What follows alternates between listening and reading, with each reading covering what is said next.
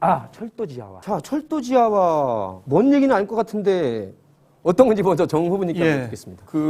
지금 우리 대전도 철도가 도시의 중심을 지나가지 않습니까? 가운데를 관통하고 있어요. 그게 큰 도시들 다 그렇거든요.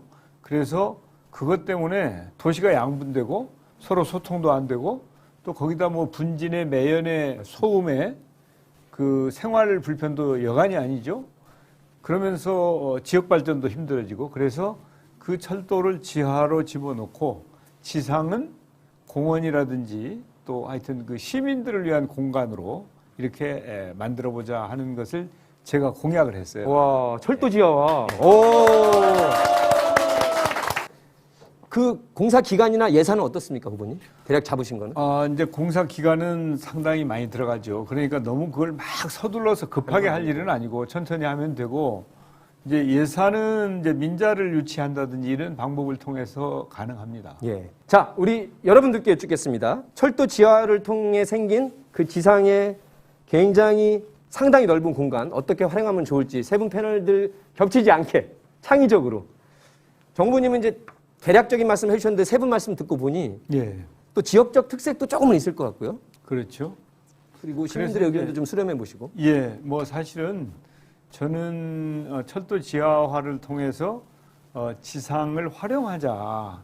그리고 거기에는 공원이라든지 뭐 유락시설이라든지 경우에 따라서는 집도 지을 수 있습니다. 생각보다 굉장히 땅이 넓어요. 그렇기 때문에 다양한 용도로 쓰일 수 있으면서 또 경제를 활성화하는 데도 기여를 해요. 이게 대규모 토목공사 아닙니까? 그래서 필요한 공사는 또 해야 되니까. 예, 그렇습니다. 그래서 그걸 뭐 이렇게 하루아침에 끝내려고 생각하지 말고 4대강을 너무 서두른 게 문제 아니었습니까? 이 경우는 이제 채택이 되면 제가 대통령이 되면 각 도시별로 시민 여러분들하고 충분히 소통하면서 좋은 계획을 세워서 점차 이렇게 추진하면 될 일이죠. 자, 설문 드렸고 여러분들의 의견 취합해 보겠습니다. 공원인데 공원으로 쓰신 것 같아. 도심공원, 문화공간, 아파트도 있습니다. 그리고 운동장, 녹지공간, 창업공간까지, 도서관까지. 저걸 다 품을 수가 있습니다. 지역마다 또 여러 가지 특성들이. 그러면 다 품을 수가 있어요. 굉장히 넓은 땅이에요. 자, 여러분 경의선 숲길이라고 홍대 옆에 거의 6km가 넘는 곳이 얼마나 삶의 공간으로 탈바꿈했는지 여러분들이 한번 용산까지. 그렇죠. 이거를 전국적으로 꼭 하시겠다는 말씀이시고 굉장히 새로운 발상이고 꼭 경제도 살리고 우리 시민들의 여가나 문화 복지도 증진시킬 수 있는 안이 아닌가 그렇게 생각을 합니다. 학품화. 학교를 품은 아파트. 학교를 품은 아파트. 그러니까 지금 그 국공립학교가 서울에 한 1,400개 정도가 있어요. 그런데 그 중에 한 1,000개 정도가 40년이 넘었어요. 그렇게 오래됐습니다. 그렇습니다. 그럼 이 학교를 다시 지어야 되거든요. 이 학교를 다시 지을 때 5층까지는 학교 건물로 하고 6층부터는 아파트로 하자. 주상복합이 아니라 주학복합. 그렇습니다. 주학복합. 그래서 거기에 수영장도 만들고 또 체육관도 만들고 그러면서 학교의 출입구하고 아파트의 출입구를 별개로 만드는 것이죠. 그래서 이제 거기에 재학생과 부모들이 거기서 살도록 하고 졸업을 하면 이제 나가고 새로 입학하는 가족들이 거기 와서 살 수 있도록 하는. 그러면 땅값이 안 들고 아파트를 짓는 거 아닙니까? 그렇기 때문에 이 건설 비용이 얼마나 저렴하겠어요? 학교 위에 아파트가 있는 거니까. 그렇습니다. 그래서 주택 문제도 해결하고 또 안전하고 부모들이 걱정할 거 하나도 없잖아요. 바로 거기 학교 가니까. 아니니까요. 자, 우리 경민정 대표님 초등학교 아이를 키우신다고 했죠? 지금 우리나라에 이렇게 40년 넘는 노후 학교가 있어서 어차피 새로 질 거 학품화, 학교를 품은 아파트 형식으로 진다면 아이를 보내고 싶은 마음이 어떨까요, 부모님들은? 저는 이미 마음은 입주했습니다. 꼭 입주권을 어떻게 받을 수가 있고 자격은 어떻게 되고 어떻게 해야 들어갈 수 있는지. 자, 이거 먼저 답변해 주시죠. 알려주십시오. 입주 자격과 아마도 거주비 이런 거. 아마도 지금 우리 이제 학령 아동 수가 줄어들어 가지고 그렇게 과당 경쟁이 있을 것 같지는 않아요. 경우에 따라서는 아마도 그 아파트가 남아서 선생님들이라든지 뭐 졸업생이라든지 또 지역의 청년이라든지 뭐 신혼부부라든지 이런 쪽에까지 돌아갈 분량이 나오지 않을까 나올 저는 것이다. 그렇게 봅니다. 예. 네. 자, 우리 젊은 피 박영훈 대표님, 와 학푸마 청년들이 굉장히 주거 문제 때문에 힘들어하잖아요. 만약에 그 저렴한 가격에 학교와 가까운 곳에 거주할 수 있다면 청년들한테도 굉장히 인기 있을 것 같아요. 네. 그렇죠. 간단 명료하지만 아주 딱 부러졌고요. 박 선배님.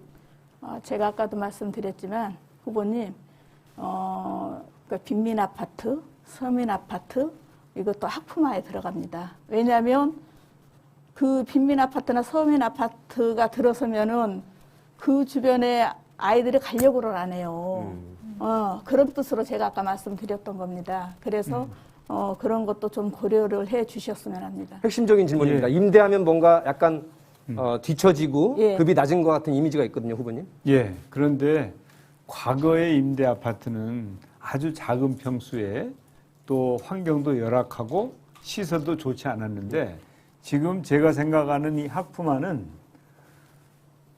3인 가족, 4인 가족이 충분히 살 수 있는 20평대 이상의 아파트로서 최첨단으로 아주 잘 짓겠다는 거예요. 예. 그러니까 과거의 서민 아파트나 혹시 그 임대주택이 가지고 있던 그런 이미지와하고는 완전히 다른, 그리고 앞으로는 대한민국의 임대주택을 과거처럼 그렇게 지면 안 돼요. 제가 얘기하는 280만 호 건설 중에 100만 호가 임대주택인데 그 임대주택도 아주 규모가 작고 시설이 형편없는 그런 게 아니고 살만한 양질의 임대 아파트를 대량으로 공급해서 우리 청년들이 아무 걱정하지 않고 거기 들어가서 살 수 있도록 하겠다는 거예요. 그게 실현되면 주거 문제와 교육 문제를 한꺼번에 해결할 수 있는 시스템이 될 것 같아요. 예, 그렇죠. 예, 예. 정말 기대가 되고요. 출생수당 100만 원. 자, 출생수당 100만 원. 아이를 낳으면 수당 100만 원을 주겠다는데 자세한 내용은 정 후보님께 듣기로 하고 설문을 드리겠습니다. 아마 정 후보님의 말씀은 출생수당 100만 원을 한 번 주는 게 아니라 5년간 아이가 클 동안에 매월 100만 원씩 계산해보면 여러분 6천만 원입니다. 5년 동안. 12번 곱하기 5년 하면. 자, 출생률 향상에 도움이 될까요? 여러분들의 고견을 듣겠습니다. 확실히 도움이 된다? 약하게 도움이 될 것이다. 도움이 안 된다? 모르겠다. 자, 여러분이 의견을 주시는 동안 저희는 한번 말씀을 나눠보겠습니다. 100이라는 느낌은 적게는 안 느껴지는데, 후보님? 예. 그리고 그걸 5년이라는 것은 상당히 아이를 꽤 키우는 동안에는 지원을 해주겠다는 것인데, 그렇죠. 항상 예산을 어떻게 마련하는 질문이 따르기 때문에 후보님의 보관을 좀 말씀해 주시죠. 예, 사실은 이 안은 전문가가 제안한 안인데 오늘은 여러분들의 의견을 좀 듣고 싶은 그런 그 정책이에요. 알겠습니다. 이것을 채택해서 발표하지 않고 아직 채택을 할까 말까를 생각하는 것이거든요. 왜냐하면 뭘 좀 준다 그러면은 퍼준다고 걱정을 하기 때문에, 그리고 또 재원 대책이 없이 그냥 막무가내로 주겠다고 하는 것은 저는 바람직하지 않다고 보거든요. 네. 그런 차원에서 제가 이제 이 사회적 상속을 얘기한 것은 확실히 정책으로 결정을 해서 공약을 한 것이고, 네.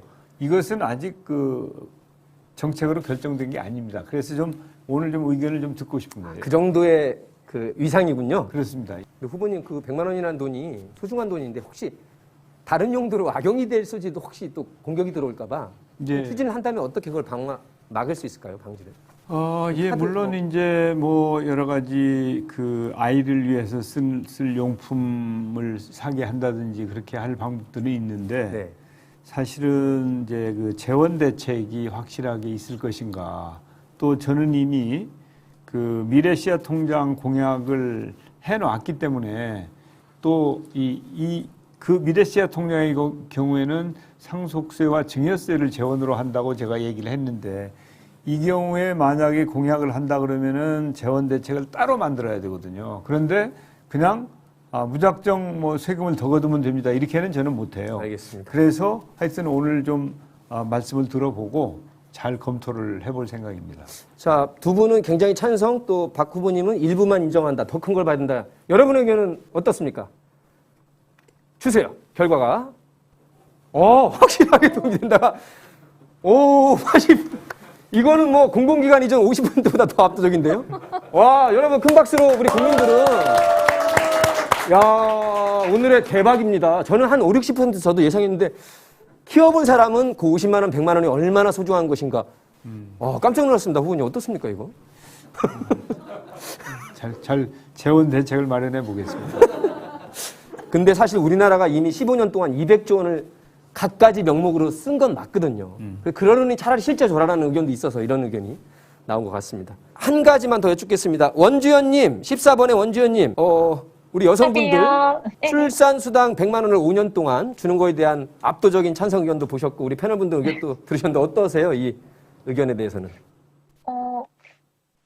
당장 출산을 해야 되는 나이대 여성으로서 굉장히 혹하는 정책인데요. 네. 사실 당장 제 머릿속에 드는 생각으로는,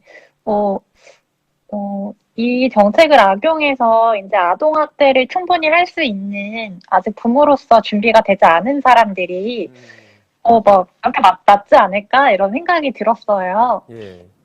그래서 만약에 이 정책이 나온다면은 이에 대한 방지 방안도 같이 고민을 해야 될 것 같습니다.